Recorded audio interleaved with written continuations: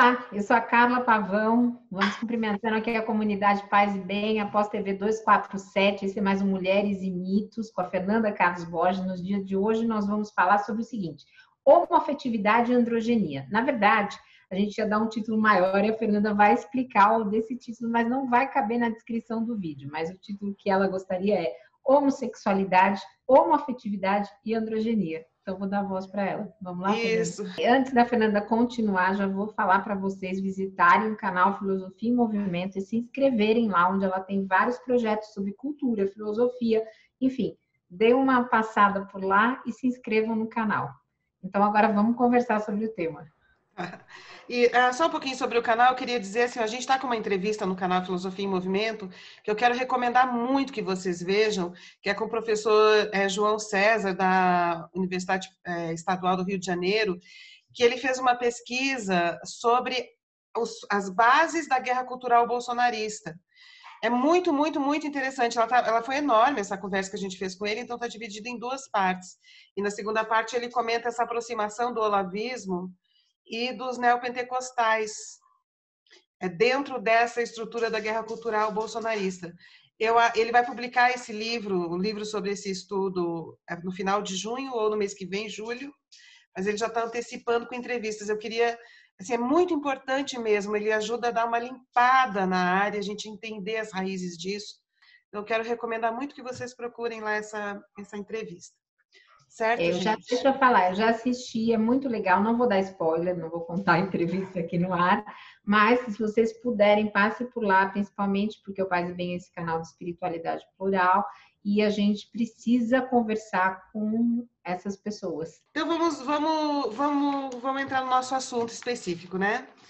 Antes disso, eu queria deixar claro assim, como é que a gente está abordando os mitos? A gente não está vendo o mito para tentar encontrar qual é a verdade oculta, transcendental do mito, sabe? Porque senão começa uma discussão que é assim, mas eu acho que não é isso, não, mas eu acho que não é isso. E qual é a verdade oculta por trás do mito? Não é assim que eu estou tratando do mito aqui nesse programa, e não é assim que muitos antropólogos e mitólogos tratam também. A gente está usando o mito para pensar, o mito como um dispositivo para o pensamento, né? Para a gente pensar a cultura, pensar como os valores foram construídos ao longo do tempo, pensar como que a identidade foi construída ao longo do tempo. Então, é muito mais um dispositivo para a gente pensar, a gente tem muito mais liberdade assim do que se a gente quiser encontrar uma verdade transcendental oculta no mito. Não é desse jeito que a gente quer tratar aqui nas nossas conversas, né? O Lévi-Strauss falava isso também, né? Lembrando. O mito é bom para fazer com que a gente pense, né? Para fazer com que a gente comece a pensar. Aí essa relação também de filosofia. Você falou do Lévi-Strauss, eu já lembrei do Caetano. O quê? A música do Caetano, por isso que eu dei Ele risada. detestou a Baía de Guanabara porque parecia uma boca banguela. Enfim, então, esse é o jeito que a gente tá fazendo, né? Então, hoje eu vou trazer essa questão da homossexualidade, da homoafetividade e da androginia, que é muito interessante para a gente pensar. Mas primeiro vamos falar da homossexualidade grega, que é uma coisa que a gente já começou a falar aqui, quando a gente comentou, né? Aquele cara que, usando Platão, ele quis dizer, então, que as mulheres não poderiam votar, porque o Platão já disse que as mulheres não sei o quê, não teriam essa competência, né, de exercer a cidadania. Aí eu falei, então ele também vai lá, vai ser radical com Platão, né? Então também você está dizendo que você quer ter relações homossexuais, porque elas representam o verdadeiro amor entre os homens completos, que são os homens que têm um falo, né? Então, como a gente já entrou nessa questão, eu quero trazer ela de novo para a gente encaminhar para um outro lugar, que é o lugar da androginia, passando pela questão da homoafetividade, que é muito presente na nossa cultura hoje. A homoafetividade masculina, isso faz parte dessa herança machista, homossexual grega. Aquilo que a gente estava falando sobre a homossexualidade grega não tinha a ver com uma indeterminação de gênero. Isso eu queria deixar bem claro para a gente entender. Então, por exemplo, a gente pode, em alguns casos, falar assim, essa pessoa tem uma identidade sexual indeterminada, não sei se é homem, não sei se é mulher, essa coisa da indeterminação, da indefinição, dessas fronteiras pouco claras, né? Não era... Bom, se a gente pode ver isso hoje, isso existir na nossa cultura, entre os gregos não era isso. A homossexualidade dele estava apoiada numa diferenciação muito grande entre homens e mulheres. Então, não era uma homossexualidade sustentada numa indiferenciação, sabe? Uma margem flexível. Não, era o contrário. Era justamente a afirmação da masculinidade e de uma diferença radical com relação às mulheres, que eram consideradas inferiores, humanos incompletos, que favorecia esse amor homossexual, ou esse desejo, essas relações homossexuais entre os homens livres gregos, certo? Eu queria deixar, nem sempre a gente tem isso muito claro, né? Que não tinha a ver com indiferenciação de gênero, mas com uma grande diferença de gênero. Ah, sim, eu sou homem, eu posso, eu sou livre, eu posso, e é assim que eu afirmo, é isso, aquilo que eu sou, expressando com o outro esse tipo de relação, e a mulher tá lá, né? Porque entre eles se consideravam superiores, eles eram humanos perfeitos, eles eram humanos completos, eles tinham a virtude, eles tinham o poder, né, a possibilidade de expressão, de atualização das potências humanas. Isso era uma coisa entre homens. As mulheres eram consideradas seres incompletos. Então, não eram sequer consideradas muito humanas no sentido pleno, né? Então, claro que eles podiam ter relações, tinham, né? Tinham filhos com elas, tudo, mas não era um amor entre dois seres grandiosos ou dois seres plenos ou dois seres na mesma altura. A relação com as mulheres era uma relação com um ser depreciado, assim, a mulher não era lá grande coisa. É que é necessário, né? Precisava Podia até ter ter herdeiro, namorar, mas não era o amor, a sublimação daquele amor, daquela humanidade, né? Para eles. A humanidade não estava ali na mulher, né? Representada. exercida na sua plenitude. Ela era um humano imperfeito. Então, nos mitos tem histórias, né, de paixões entre deuses e humanas, mulheres, tem heroínas, tem grandes paixões por mulheres, isso existe no mito. Mas na vida social deles,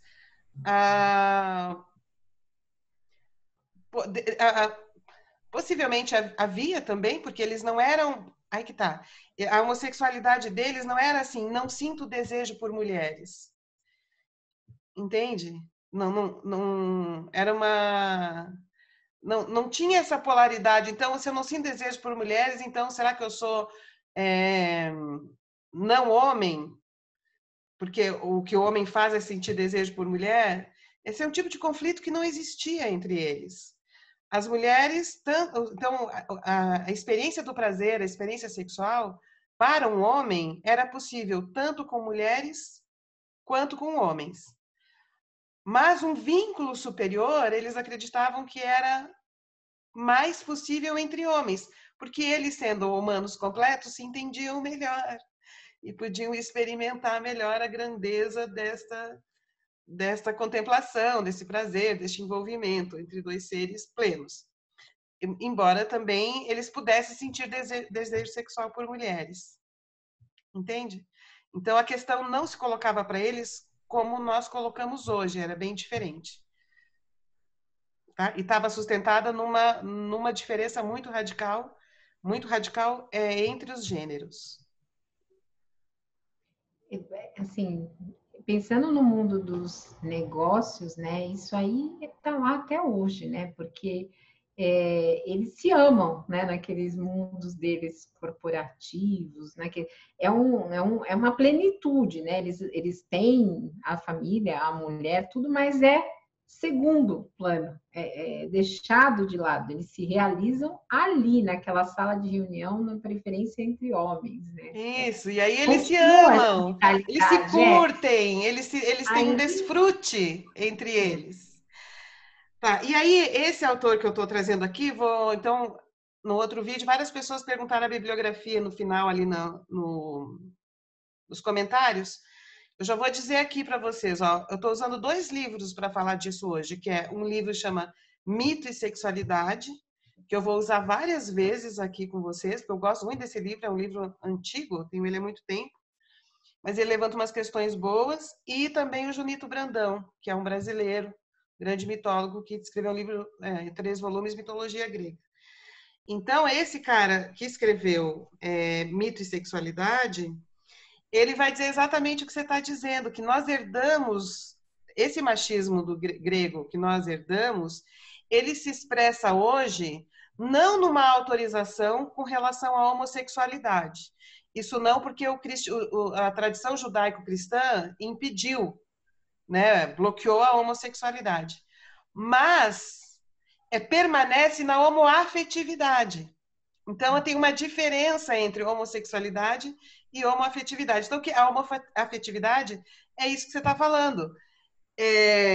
Os homens estão juntos, eles se adoram, eles curtem, eles são ótimos, e nesses encontros eles dão risada, eles falam mal das mulheres, eles fazem piadas contra as mulheres, eles depreciam as mulheres, eles se colocam como superiores a todas as mulheres, fazendo piadinhas, né, sendo jocosos, e tem entre eles uma grande confiabilidade. Então, eles confiam uns nos outros, mas não é que confiam pessoalmente, ele confia no homem que o outro é, no macho que o outro é, porque é o espelho da masculinidade, né? então, sabe o que eu soube? Eu nunca participei disso, né? Sabe que eu soube ruim. Mas, assim, o que eu fiquei sabendo é que nos vestiários dos jogos de futebol, independente da categoria, ou se é pelada, o que quer, o que acontece é isso. Eles fazem tudo isso só na hora que cada um vai tomar banho naqueles boxes abertos, aí um não olha para o outro. Mas, quer dizer, Isso, que é a tá você inteiro restrição, pelado, falando de mulher, na hora do banho para. que é a restrição, o medo sexual, né? Mas o afeto está permitido. Então, eles gostarem de estar só entre eles, não estar com as mulheres, né? E então essa homoafetividade, ela é também a mesma homoafetividade grega, no sentido de que só os homens entre si podem ter um tipo de cumplicidade, de confiabilidade, de gozo da existência humana, que as mulheres não podem, assim, né? As mulheres se entram ali, estragam, elas não têm esse mesmo status para desfrutar desta plenitude, né?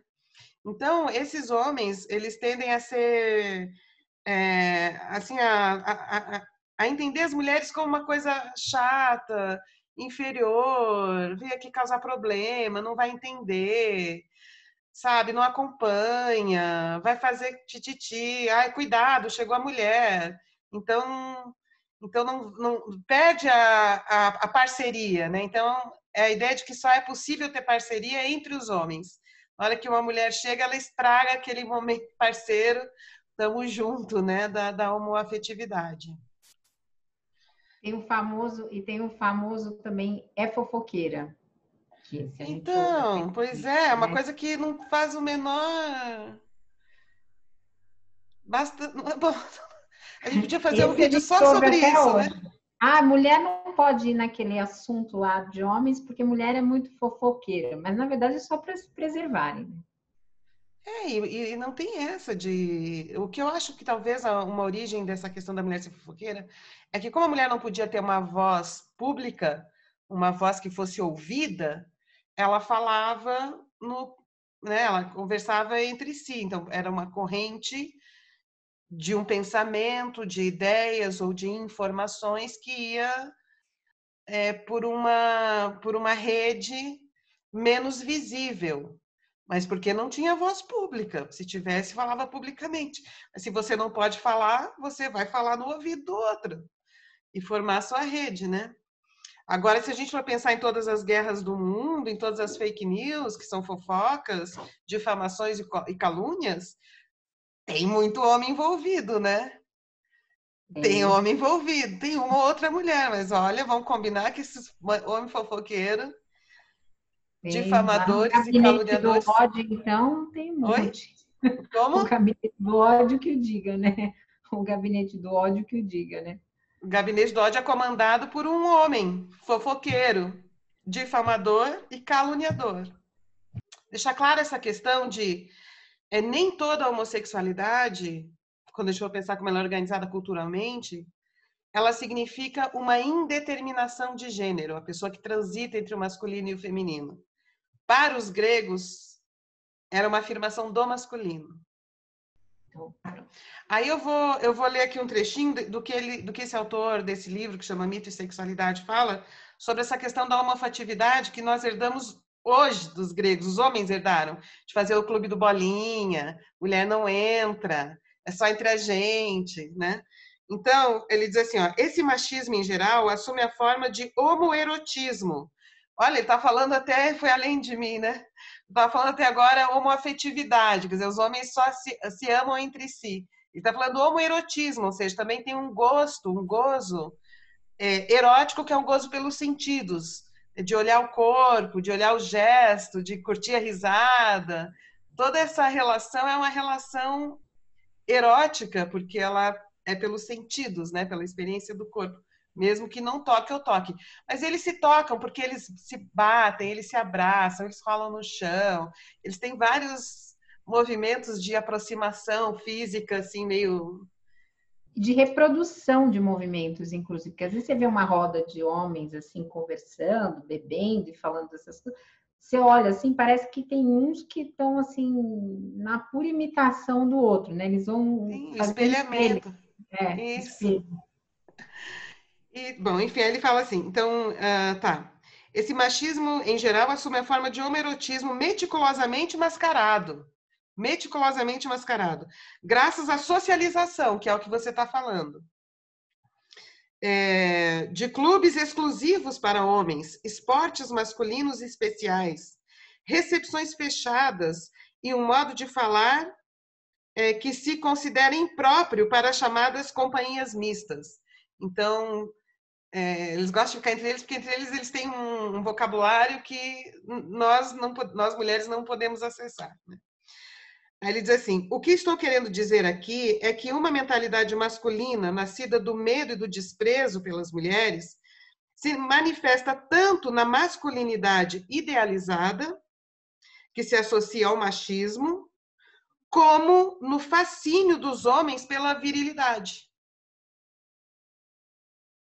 Fascínio pelo atleta, fascínio pelo cara que é fantástico. Tudo isso tem um componente homoerótico, ele está dizendo. Pela nossa masculinidade, sob a forma de narcisismo, tanto quanto pela virilidade dos outros homens, sob a forma de homoerotismo. Então, o cara é um narcisista que fala, sou foda, sou incrível, sou demais, eu sou tudo com relação para as mulheres, né? Como quando ele atribui essa grandeza para homens que ele gosta, que ele admira, que ele quer estar junto, e que ele baba, e que ajuda a afirmar essa masculinidade total, né, anti-mulher. E a autora que está falando que não de um narcisismo que se desenvolveu em função de uma história pessoal, familiar, mas de um narcisismo estimulado pela cultura patriarcal. Bom, aí tem mil coisas aqui, pá, mas aí eu queria chegar agora, eu queria diferenciar. Então, isso que é a homossexualidade, a homoafetividade masculina, né? E o homoerotismo do andrógeno. Porque, ao contrário. Bom, antes disso,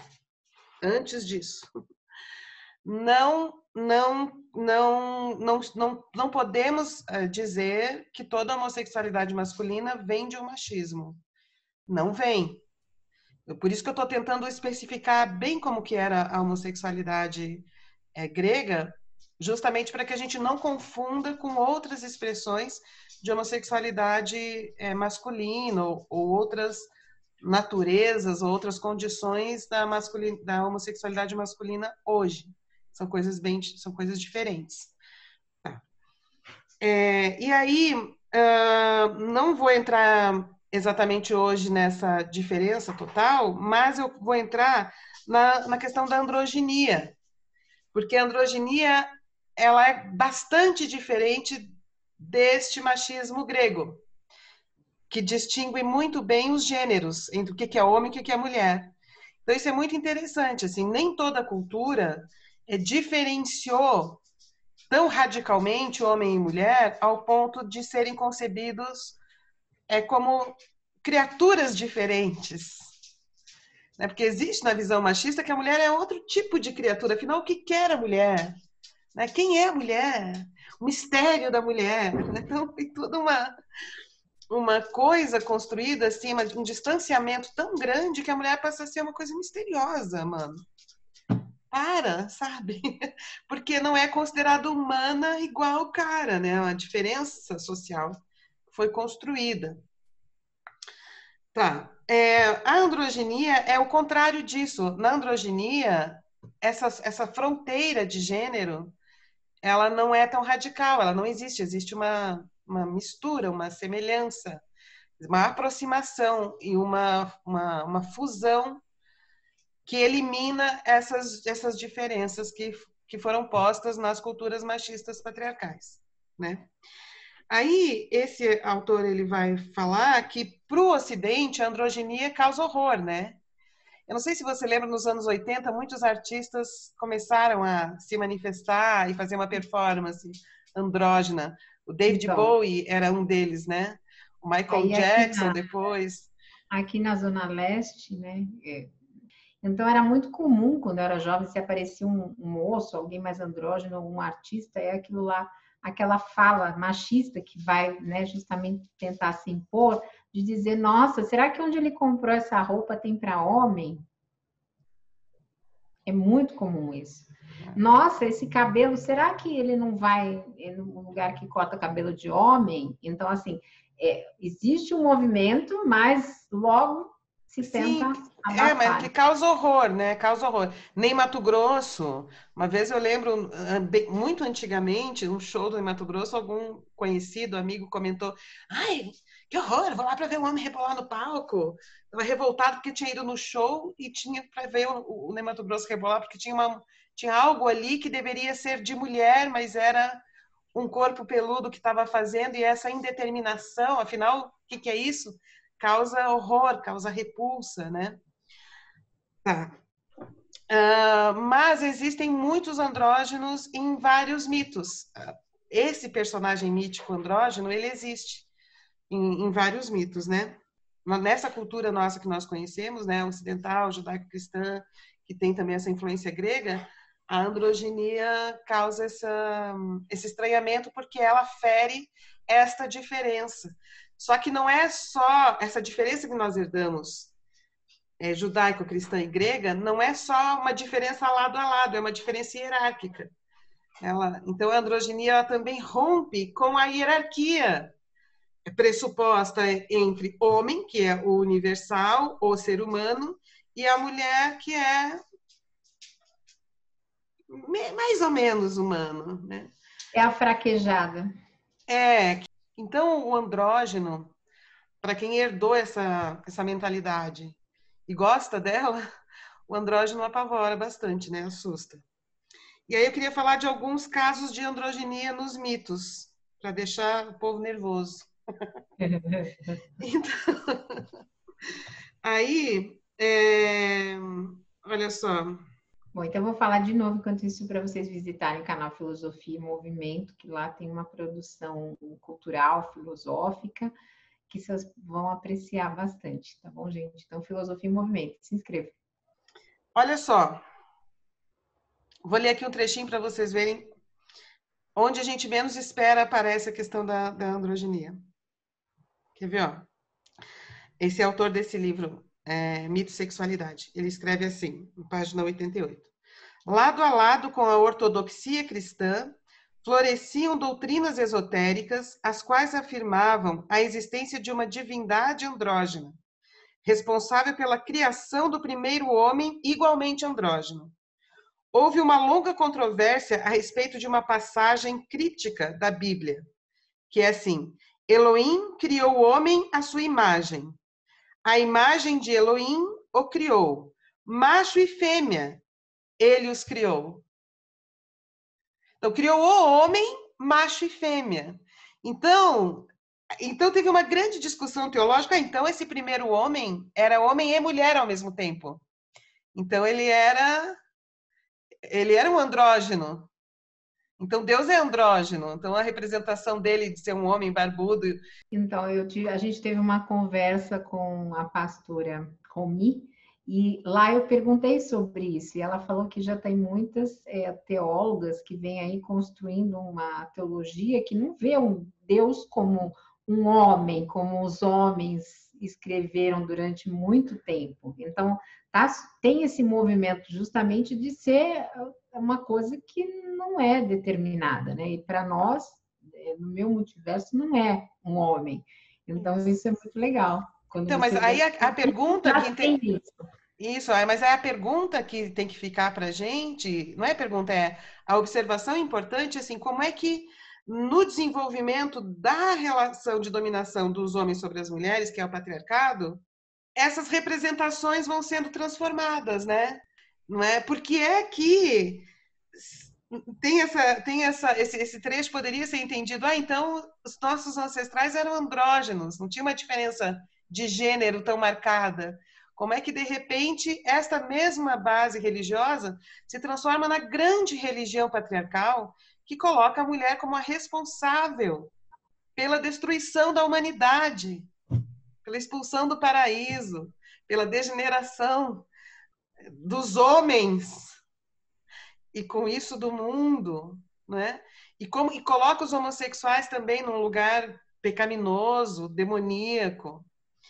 Então, por isso que é importante. Então, não é a natureza do mito, mas é como que essas imagens mitológicas elas vão sendo transformadas, adaptadas ao seu tempo e à cultura. E por isso que o mito é tocável. Não é que o mito é intocável. Quando fala assim, mas é minha fé, com minha fé você não mexe. Mexe. Porque o mito é tocável. Porra, teve uma discussão teológica para saber se dentro da tradição judaica se o primeiro humano era andrógeno. Aí decidiram que não era, mas decidiram que não era em função de questões políticas contra as mulheres. Não pela natureza, da essência do que o mito está dizendo, né? Não porque eles sabem, né? É porque convinha, né?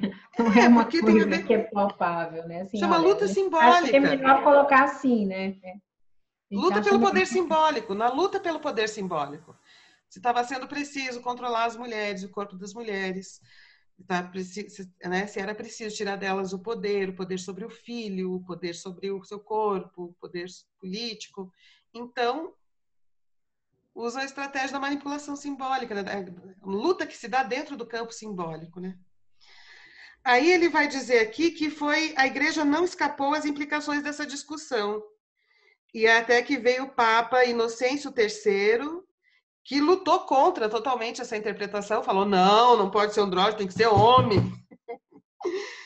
E aí cortou a possibilidade de se pensar esse primeiro homem sem distinção de gênero, né? Sem ser um homem e uma mulher, um homem que vem primeiro, uma mulher que vem depois. Essa era uma boa pergunta para a gente fazer atualmente para o Papa Francisco. O Francisco está sempre cada luta, né? Eu queria falar de um grande andrógeno que existe no universo mítico das religiões brasileiras, que é um orixá, que é o Xumaré.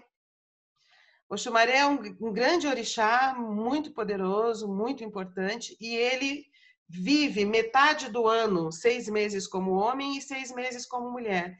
Então, ele não está preso a uma identidade fixa de gênero.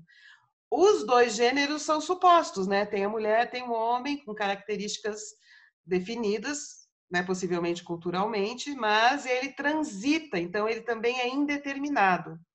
Ele é, nesse sentido, um andrógeno, na medida em que ele é indeterminado, ele não é preso a uma dessas identidades, né?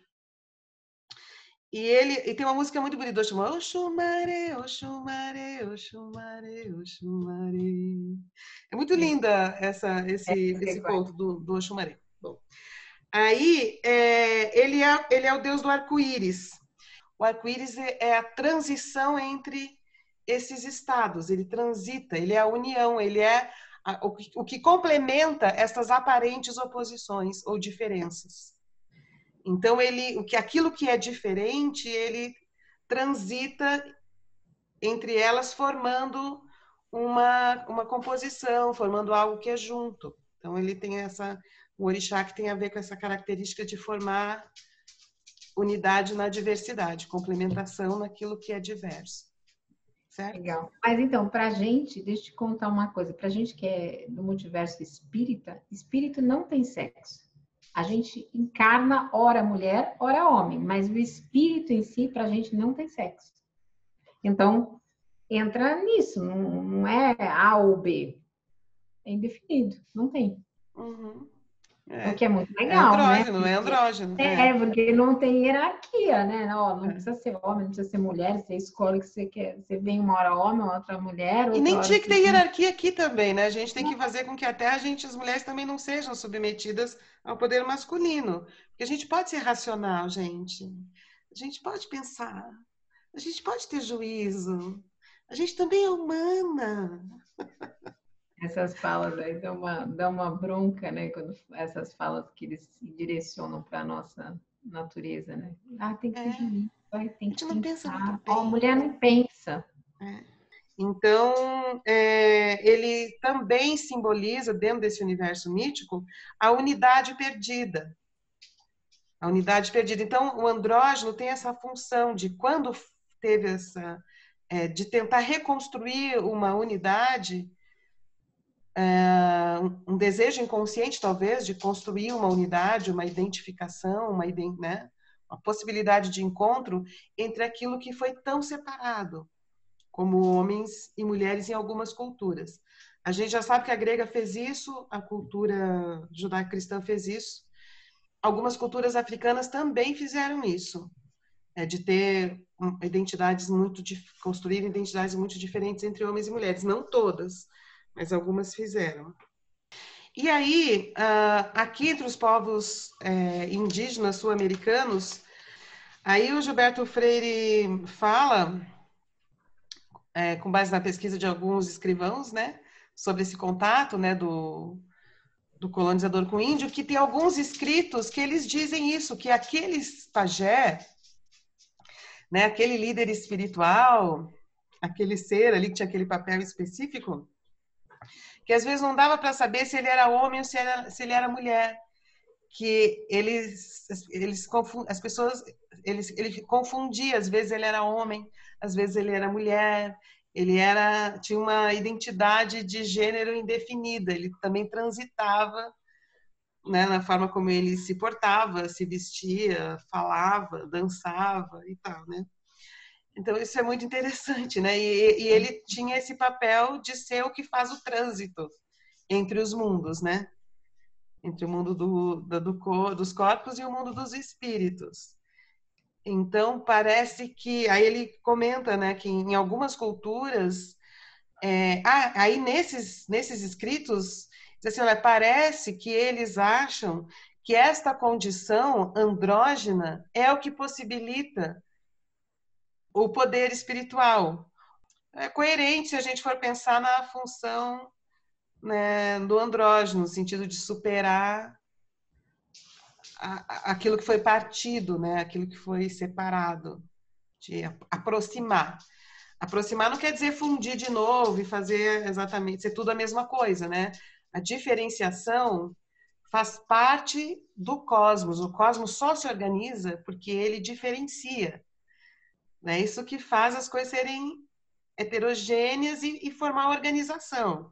se compor, um peso aqui, outro peso ali, uma forma aqui, outra aqui, e o universo vai diferenciando e se organizando. Fora isso, é entropia, é tudo igual. Então, a diferença faz parte, mas nenhuma diferença é em si, é sempre com relação a alguma coisa. Então, sempre tem também algo que é junto na diferença. E talvez esta figura mítica do andrógeno seja a que remete a isso que é junto, que aproxima na diferença e não no que afasta. Até porque essas diferenças não são para sempre, porque o cosmos continua em movimento. Então, essas diferenças se transformam, essas unidades diferentes também se transformam, formando novas diferenciações que a gente não sabe para onde vai, o que vai acontecer, né? Com essas construções. E o corpo humano também é assim. E aí isso me fez lembrar, também é assim nesse sentido, né? Como se constrói mulher hoje não era a mesma coisa como se construía mulher há 50 anos atrás, há 100 anos atrás, né? E como se constrói masculino também. Então essas identidades vão mudando, vão criando novas diferenças, né? Porque o nosso corpo possibilita muitas qualidades de performance, né? E de modos de estar no mundo, né? É assim que funciona o nosso corpo. Não, e só para fechar, nós mulheres já estamos trabalhando com uma desconstrução nossa há muito tempo, e dá muito trabalho. Quem nós queremos ser como mulher, né? E como ocupar espaços, né? Como? É. E como é como também como me construo. E que é um trabalho imenso. Os homens têm que começar a fazer isso. Alguns já estão fazendo. Nós fizemos porque para a gente era urgente. Ou a gente fazia, ou a gente ficava submetida como escrava. Que foi a nossa história durante muito tempo no patriarcado. Para os homens é mais difícil fazer isso porque estão na posição de poder desconstruir. Para quê? Tá de boa, né? Assim, não entendem muito bem o problema. Eles entendem o problema no medida que as mulheres já não aceitam mais essa performance machista. Mas é bom pensar um pouquinho na androginia para poder fazer um certo trânsito e reconstruir um novo homem. Não necessariamente andrógeno, mas talvez um pouco mais amigável, disponível e identificado com aquilo que vocês chamam de mulher. Vocês, homens. Legal. E é bom também a gente lembrar que nós estamos construindo assim o nosso caminho de espiritualidade plural. A Fernanda vive dizendo que ela não é religiosa, não é, mas nós mulheres, isso eu falei com a pastora luterana Rome também, nós estamos lá galgando os nossos degraus dentro dessa espiritualidade plural, porque durante muito tempo nós somos deixadas de lado e hoje em dia ainda para sermos ouvidas é complicado. Então, nós temos voz, nós temos produção, nós temos pensamento crítico, diálogo, e estamos aí. E estamos juntas. Tá bom? Então, gente, para você que nos assistiu, esse foi Mulheres e Mitos com a Fernanda Carlos Borges e a gente volta semana que vem. Um beijo grande, paz e bem. E vão lá no canal Filosofia em Movimento, se inscrevam no canal Filosofia em Movimento e vejam a entrevista necessária sobre a guerra cultural bolsonarista-olavista. São 2 vídeos. Entrevista com o professor João César, da Universidade Estadual do Rio de Janeiro. Tá bom, gente. Deixe seu curtir aí no programa. Tchau, gente. Beijo. Tchau.